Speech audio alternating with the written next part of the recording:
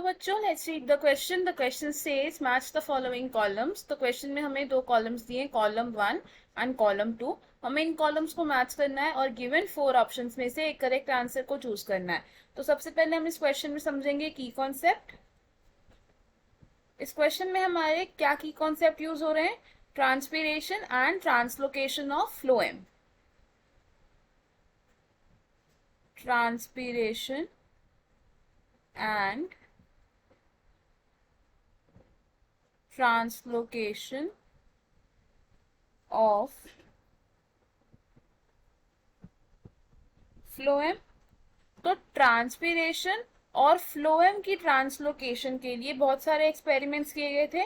इनमें से अगर हम एक एक्सपेरिमेंट पहले डिस्कस करना चाहें तो फर्स्ट एक्सपेरिमेंट हम डिस्कस करेंगे गर्डलिंग एक्सपेरिमेंट।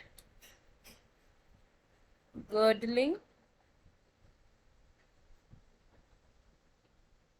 एक्सपेरिमेंट। तो गर्डलिंग एक्सपेरिमेंट का एम क्या था? गर्डलिंग एक्सपेरिमेंट का एम था ये चेक करना कि कौन सा टिश्यू रिस्पॉन्सिबल है for food transportation in plants. Tissue responsible for food translocation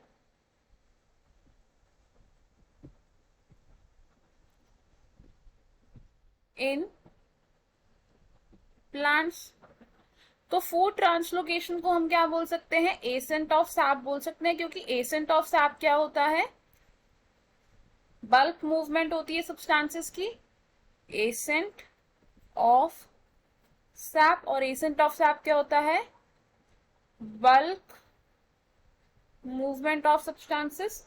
अब गर्डलिंग एक्सपेरिमेंट परफॉर्म कैसे हुआ था? तो इस एक्सपेरिमेंट को परफॉर्म करने के लिए क्या किया गया था कि एक ट्री था, उस ट्री की रिंग ऑफ बार्क को रिमूव किया था। Ring of bark removed. Ring of bark को रिमूव किया था, यानी कि उस ट्री में जाइलम को इंटैक्ट रखा गया था लेकिन फ्लोएम तक उसे कट कर दिया गया था। तो इस तरीके से था वो। एंड बीच में जो स्ट्रिप थी, ये किसकी स्ट्रिप है? ये है जाइलम की स्ट्रिप है। और यहाँ क्या किया है? रिंग ऑफ बार्क को रिमूव कर दिया गया है। तो अब क्या होता है इस एक्सपेरिमेंट में? सबसे पहले ring of bark is removed, और रिंग ऑफ बार्क रिमूव करने के बाद क्या है? जाइलम प्रेजेंट है। जाइलम प्रेजेंट है तो वाटर ट्रांसलोकेशन हो रही है। Water is translocated and food की ट्रांसलोकेशन अब हिंडर हो गई है। Food translocation is hindered. ये कैसे पता चला कि फूड की ट्रांसलोकेशन हिंडर हो गई है? क्योंकि जब कुछ दिनों के बाद उस प्लांट को ऑब्जर्व किया गया तो वो प्लांट लाइव तो था, लेकिन जिस पोर्शन पर रिंग ऑफ बार को कट किया गया था उस पोर्शन के ऊपर क्या हो गया था? अब एक स्वेलिंग हो गई थी, यानी कि जो फूड था वो सारा एक्यूमुलेट हो गया था above the ring of bark. तो ये कुछ इस तरीके से हो गया था। अब यहाँ क्या हो गया? इस पोर्शन में स्वेलिंग हो गई है, यानी कि जो फूड है वो यहां तक आ पा रहा है, इसके नीचे फूड नहीं जा पा रहा है। तो इससे क्या हमने प्रूफ किया कि द टिश्यू जिसकी वजह से फूड ट्रांसलोकेशन होती है प्लांट्स में, वो क्या है? फ्लोएम है। Phloem responsible for food translocation. Next experiment होगा cobalt chloride paper experiment. Cobalt chloride paper experiment. अब इस कोबाल्ट क्लोराइड पेपर एक्सपेरिमेंट से क्या डिटरमाइन किया गया था कि रेट ऑफ ट्रांसपिरेशन लीफ की दोनों सरफेसेस पर अनइक्वल होती है।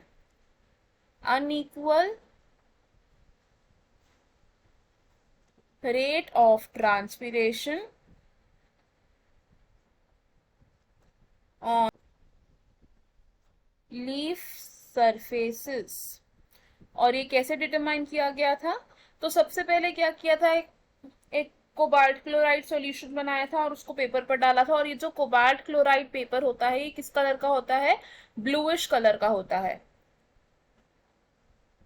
Bluish coloured paper. अब जब ये कोबाल्ट क्लोराइड पेपर वाटर के कांटेक्ट में आएगा तो क्या होगा? ये रेडिश कलर की अपीयरेंस ले लेगा। तो इस पेपर को हमने क्या किया? अटैच किया with the leaf surfaces, attached and clipped on leaf surfaces. किस तरीके से किया था? अगर ये हमारी लीफ की अपर पोर्शन है तो लीफ के अपर पोर्शन पर क्या किया था? एक ब्लू कलर का पेपर अटैच किया था और ब्लू कलर के पेपर को टाई करने के लिए क्या किया गया था? एक उस पर ग्लास स्लाइड लगा दी गई थी ताकि वो अपनी प्लेस पर रहे एंड उसे हमने टाई कर दिया था। ऐसा ही सेम रिपीट किया गया था ऑन द लोअर सरफेस। तो कुछ टाइम के बाद यानी कि 10 to 15 मिनट्स के बाद जब हमने उसको ऑब्जर्व किया तो हमने क्या देखा कि कलर हैज चेंज्ड। अब कलर चेंज कैसे हो गया था? अपर सरफेस का कलर अलग था पेपर का और लोअर सरफेस का कलर अलग था। जिस सरफेस पर ज्यादा स्टोमाटा प्रेजेंट थे वहां पर ज्यादा रेडिश कलर की अपीयरेंस हुई थी और जिस सरफेस पर कम स्टोमाटा प्रेजेंट होते हैं उस सरफेस पर कम रेडिश अपीयरेंस थी। यानी कि इससे हमने क्या डिटरमाइन किया? Unequal rate of transpiration. Next experiment will be bell jar experiment. Bell jar. Bell jar experiment से हमने क्या ऑब्जर्व किया था कि प्लांट्स में ट्रांसपीरेशन हो रही है। बेल जार एक्सपेरिमेंट कैसे परफॉर्म हुआ था? हमने लिया था पहले एक पॉटेड प्लांट। इस पॉटेड प्लांट को कंप्लीटली कवर किया गया था with a bell jar, completely covered with bell jar. और एक पॉटेड प्लांट लिया था जिसे हमने बेल जार से कवर नहीं किया था। Another plant not covered with bell jar. अब जिस प्लांट को हमने बेल जार से कवर किया था उस प्लांट में थोड़ी देर के बाद क्या ऑब्जर्व किया गया था कि बेल जार की इनर सरफेस पर छोटे छोटे वाटर ड्रॉपलेट्स थे। Water droplets on inner surface of bell jar. अब इससे क्या इन्फर किया गया था कि जो प्लांट है वो ट्रांसपायर कर रहा है। ट्रांसपायर करना मतलब कि इवेपोरेटिव वाटर लॉस होना। क्या ऑब्जर्व किया था? अगर सपोजिंगली ये बेल जार है और इस बेल जार के अंदर क्या प्रेजेंट है? एक प्लांट प्रेजेंट है। तो बेल जार की जो इनर सरफेस है वहां पर ऐसे वाटर ड्रॉपलेट्स प्रेजेंट है जिसकी वजह से हमने क्या ऑब्जर्व किया कि ट्रांसपिरेशन की प्रोसेस हो रही है। नेक्स्ट हम बात करेंगे एक डिवाइस की जो प्लांट की ग्रोथ को मेजर करने के लिए यूज किया जाता है और उस डिवाइस का नाम क्या है? क्रेस्कोग्राफ। क्रेस्कोग्राफ। क्रेस्कोग्राफ क्या होता है? क्रेस्कोग्राफ एक ऐसा डिवाइस है जिससे हम मेजर कर सकते हैं द ग्रोथ ऑफ प्लांट। और इस क्रेस्कोग्राफ को इन्वेंट किसने किया था? इसे इन्वेंट किया था सर जगदीश चंद्र बोस ने। Invented by sir Jagdish Chandra Bose. अब हमारे पास जो दो कॉलम्स है, हमें क्या करना है, इन कॉलम्स को मैच करना है। तो हम क्या देख रहे हैं कि जो गर्डलिंग एक्सपेरिमेंट है ये किसके लिए हुआ था, एसेंटॉफ सैप के लिए हुआ था।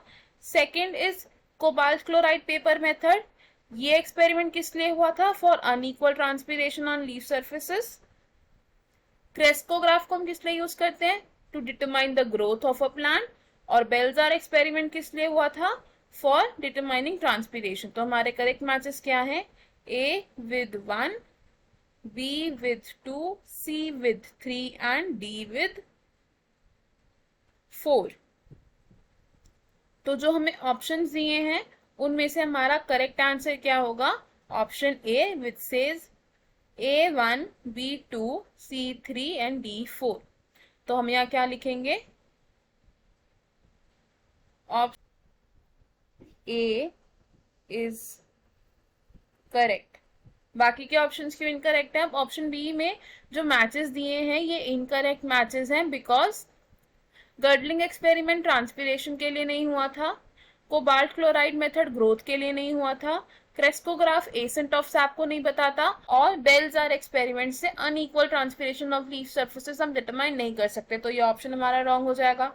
ऑप्शन सी में जो मैचेस दिए हैं वो भी रॉन्ग है, बिकॉज गर्डलिंग एक्सपेरिमेंट ट्रांसपिरेशन के लिए नहीं था, cobalt chloride method ascent of SAP के लिए नहीं था, क्रेस्कोग्राफ अनइक्वल ट्रांसपिरेशन के लिए नहीं था, और बेल्जार एक्सपेरिमेंट ग्रोथ के लिए नहीं था। तो ये ऑप्शन भी रॉन्ग हो जाएगा। ऑप्शन डी भी रॉन्ग होगा, बिकॉज इसके मैचेस भी रॉन्ग है, क्योंकि गर्डलिंग एक्सपेरिमेंट अनइक्वल ट्रांसपिरेशन के लिए नहीं था, cobalt chloride method ascent of SAP के लिए नहीं था, क्रेस्कोग्राफ ट्रांसपिरेशन के लिए नहीं था, और बेल्जार एक्सपेरिमेंट ग्रोथ के लिए नहीं था। तो हमारा करेक्ट और फाइनल आंसर क्या होगा इस क्वेश्चन में, option A. I hope you understood it well. All the best, thank you.